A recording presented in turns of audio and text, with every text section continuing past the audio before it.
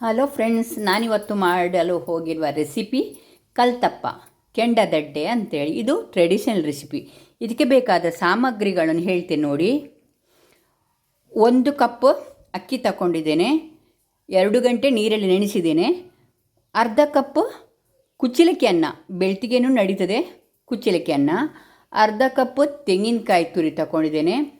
1/4 kg ಬೆಲ್ಲ, ಉಪ್ಪು ಮತ್ತು 3 ಏಲಕ್ಕಿ ತಗೊಂಡಿದ್ದೇನೆ. ಮತ್ತು 2 ದೊಡ್ಡ ನೀರುಳ್ಳಿ ಮತ್ತು ಒಂದು ಅರ್ಧ ತೆಂಗಿನಕಾಯಿಯನ್ನು ಹೀಗೆ ಹೋಳು ಮಾಡಿ ಕಟ್ ಮಾಡಿ ಇಟ್ಟಿದ್ದೇನೆ. ಎಲ್ಲ ಐಟಮ್ ನಾವು ಫ್ರೈ ಮಾಡಬೇಕು. ಹಾಗಾಗಿ ಈಗ ನೆನೆಸಿಟ್ಟ ಅಕ್ಕಿ, ಕುಚ್ಚಲಕ್ಕಿ ಅನ್ನ, ಬೆಲ್ಲ, ಏಲಕ್ಕಿ, ತೆಂಗಿನ ತುರಿ, ಸ್ವಲ್ಪ ಉಪ್ಪು ಮತ್ತು ಸ್ವಲ್ಪ ನೀರು ಹಾಕಿ ಗ್ರ್ಯಾಂಡ್ ಮಾಡಿ ತಗೊಂಬರ್ತೀನಿ. ನೋಡಿ, ಗ್ರ್ಯಾಂಡ್ ಮಾಡಿ ಆಯಿತು. ಈಗ ನಾವು ಒಂದು ಪಾತ್ರೆಗೆ ಅದನ್ನು ಶಿಫ್ಟ್ ಮಾಡುವ. ನೋಡಿದ್ರಲ್ಲ, ಕನ್ಸಿಸ್ಟೆನ್ಸಿ ಹೀಗಿರಬೇಕು ನೋಡಿ. ಇಷ್ಟಾದರೆ ಸಾಕಾಯ್ತಾ? ಇಷ್ಟು ತೆಳ್ಳಗಿರಲಿ. ಮತ್ತು ನೋಡಿ, ಸ್ವಲ್ಪ ರವೆ ಇದ್ರೂ ಪರವಾಗಿಲ್ಲ. ಇದು ರವೆ ಇದೆ ಅಲ್ವಾ, ಅದಿದ್ರೂ ಪರವಾಗಿಲ್ಲ. ಈಗ ಲಾಸ್ಟಿಗೆ ನಾವು ಬೇಕಿಂಗ್ ಸೋಡಾ, ಅಂದರೆ ನೋಡಿ ಇದು ಅಡುಗೆ ಸೋಡಾ ಅಂತಾರಲ್ಲ, ಅದು 1/2 ಸ್ಪೂನ್ ಹಾಕಬೇಕು. ಅದು ಸ್ಕಿಪ್ ಮಾಡಲಿಕ್ಕಿಲ್ಲ ಆಯಿತಾ. ಅಂದರೆ ಒಳ್ಳೆ ಬರಬೇಕಾದ್ರೆ ನಾವು ಬೇಕಿಂಗ್ ಸೋಡಾ ಆ್ಯಡ್ ಮಾಡಲೇಬೇಕಾಯ್ತಾ. ಈಗ ನೆಕ್ಸ್ಟ್ ಏನು ಗೊತ್ತುಂಟಾ, ಇದು ಪ್ಯಾನ್ ಇಟ್ಟು ಇದರ ಮೇಲೆ ನಾವು ತೆಂಗಿನೆಣ್ಣೆ ಹಾಕುವ. ಇದಕ್ಕೆ ಸ್ವಲ್ಪ ಜಾಸ್ತಿ ಬೇಕಾಗ್ತದೆ ತೆಂಗಿನೆಣ್ಣೆ. ಸ್ವಲ್ಪ ತೆಂಗಿನೆಣ್ಣೆ ಹಾಕುವ. ತೆಂಗಿನೆಣ್ಣೆ ಬಿಸಿ ಆಯಿತು. ಬಿಸಿ ಆದಮೇಲೆ ಇಷ್ಟು 1/2 ಸ್ಪೂನು ಜೀರಿಗೆ ಹಾಕುವ. ಸೋಂಪು ಇದ್ದರೆ ಸೋಂಪು ಹಾಕ್ಬೋದು ನೀವು. ಮತ್ತು ಅದಕ್ಕೆ ತೆಂಗಿನಕಾಯಿ ಹಾಕಬೇಕು. ನೀರುಳ್ಳಿ ಹಾಕಬೇಕು.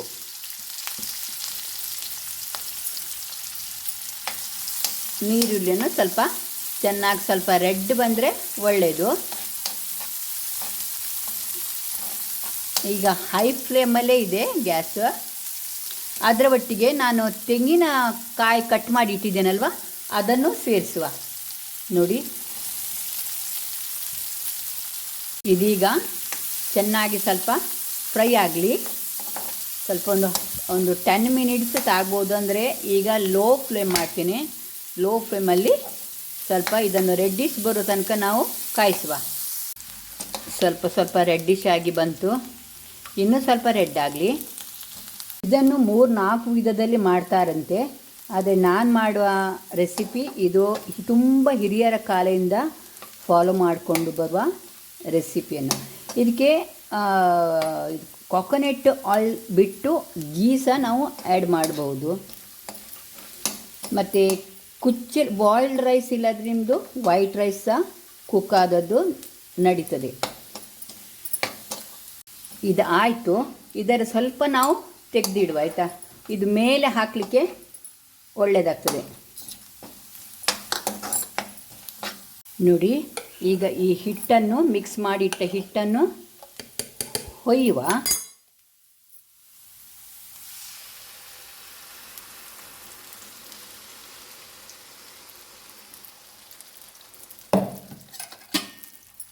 ಅದರ ಮೇಲೆ ಇದನ್ನು ಹಾಕುವ. ಈಗ ಸ್ಲೋ ಗ್ಯಾಸಿನ ಮೇಲೆ ಫ್ಲೇಮ್ ಮೇಲೆ ನಾವು ಮುಚ್ಚಿಡುವ. ಒಂದು 10 ಮಿನಿಟ್ಸ್ ಮುಚ್ಚಿಡಲಿ. ಇದೊಮ್ಮೆ ಹೇಗಾಗಿದೆ ನೋಡುವ ಫ್ರೆಂಡ್ಸ. ವಾವ್, ನೋಡಿ ತುಂಬ ಚೆನ್ನಾಗಿ ಬಂದಿದೆ. ಆದರೆ ಇನ್ನು ಸ್ವಲ್ಪ ಬೇಯಲಿಕ್ಕೆ ಬಾಕಿ ಉಂಟಲ್ವ. ಇಲ್ಲೆಲ್ಲ ಸ್ವಲ್ಪ ಸೈಡೆಲ್ಲ ಬೆಂದಿದೆ, ಮಧ್ಯೆಯಲ್ಲಿ ಬಾಕಿ ಉಂಟು. ಇದರ ಬದಲಾಗಿ ನಾವು ಹೀಗೆ ಇದು ಇಟ್ಟು ಇದರ ಮೇಲೆ ಬೆಂಕಿ ಕೆಂಡ ಹಾಕಿ ಸಹ ಅದನ್ನು, ಅಂದರೆ ಬೆಂಕಿ ಮೇಲೆ ಮಾಡುವವರಿಗೆ ಇದರ ಮೇಲೆ ಸಹ ಕೆಂಡ ಹಾಕಬೇಕು. ಬೆಂಕಿ ಎಲ್ಲ ಉಂಟಲ್ವ, ಅದರದ್ದು ಕೆಂಡ ಹಾಕಿ ಅಡಿಯಲ್ಲಿ ಸಹ ಕೆಂಡ. ಇದು ಗ್ಯಾಸ್ ಮೇಲೆ ಮಾಡೋದಲ್ವ, ಹಾಗಾಗಿ ನಾನು ಹೀಗೆ ಮಾಡ್ತಾ ಇದ್ದೇನೆ. ಈಗ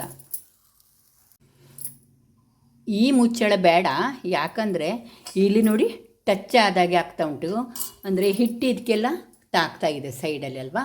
ಸೊ ನಾನು ಮುಚ್ಚಳ ಚೇಂಜ್ ಮಾಡ್ತೇನೆ ಫ್ರೆಂಡ್ಸ್. ಇದು ಆಗಿದೆಯಾ ನೋಡೋಣ, ಒಮ್ಮೆ ಓಪನ್ ಮಾಡಿ. ಮೋಸ್ಟ್ಲಿ ಆಗಿದೆ. ಇನ್ನು ಅದನ್ನು ಹೊರಳಿಸಿ ಹಾಕಬೇಕು, ನೋಡೋಣ.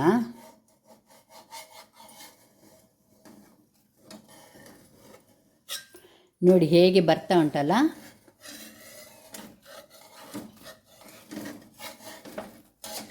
ಸ್ವಲ್ಪ ಇದಾಗ್ತಾ ಉಂಟು, ಸುಟ್ಟು ಹೋಗಿದೆ ಏನು, ನೋಡಿದ್ರಲ್ಲ.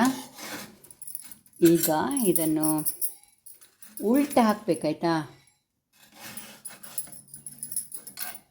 ಸ್ವಲ್ಪ ಸೈಜೆಲ್ಲ ದೊಡ್ಡದಾಗಿ ಚಿಕ್ಕದು ಮಾಡಬೇಕಿತ್ತು ನಾನು ಆ್ಯಕ್ಚುಲಿ. ಸ್ವಲ್ಪ ಬಿಸಿಯಾಗಿದೆ, 1 ಮಿನಿಟ್. ಇಂಥ ತಗೊಂಡೆ, ಇದರಿಂದ ಆಗುತ್ತೆ ನೋಡುವ.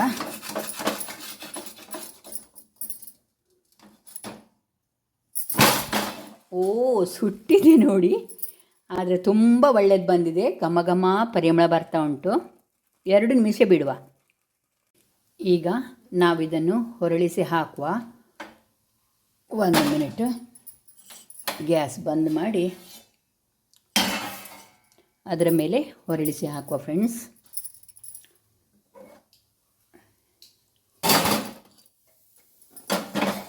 ವಾವ್, ನೋಡಿ ಅಲ್ವಾ ಹೇಗಾಗಿದೆ ನೋಡಿ. ತುಂಬ ಅಂದರೆ ನೀರುಳ್ಳಿ ಎಲ್ಲ ಉಂಟಲ್ಲ, ತುಂಬ ಸ್ಮೆಲ್ ಸಹ ತುಂಬ ಒಳ್ಳೆಯದುಂಟು, ಘಮ ಘಮ ಆಗ್ತಾ ಉಂಟು. ತಿನ್ನಲಿಕ್ಕೂ ಚೆನ್ನಾಗಿರ್ಬೋದಾ ಅಂಥೇಳಿ. ಇನ್ನು ನೆಕ್ಸ್ಟ್ ನೀವು ಮಾಡುವಾಗ ಸ್ವಲ್ಪ ಚಿಕ್ಕ ಚಿಕ್ಕದು ಕಲ್ತಪ್ಪವನ್ನು ಮಾಡಿ. ನಾನಿದು ಸೈಜ್ ದೊಡ್ಡದಾಗಿ ಸ್ವಲ್ಪ ತಿರುಗಿಸ್ಲಿಕ್ಕೆಲ್ಲ ಕಷ್ಟ ಆಯಿತು. ನೀವು ಮಾತ್ರ ಹೀಗೆ ಮಾಡಲಿಕ್ಕೆ ಹೋಗಬೇಡಿ, ಆದಷ್ಟು ಚಿಕ್ಕದಾಗಿ ಮಾಡಿ. ಮತ್ತು ಕಟ್ ಮಾಡಿ ಸ್ವಲ್ಪ ತಣ್ಣಗಾಗಲಿ, ತಣ್ಣಗಾದ ನಂತರ ಕಟ್ ಮಾಡಿ ತೋರಿಸ್ತೀನಿ ಫ್ರೆಂಡ್ಸ್.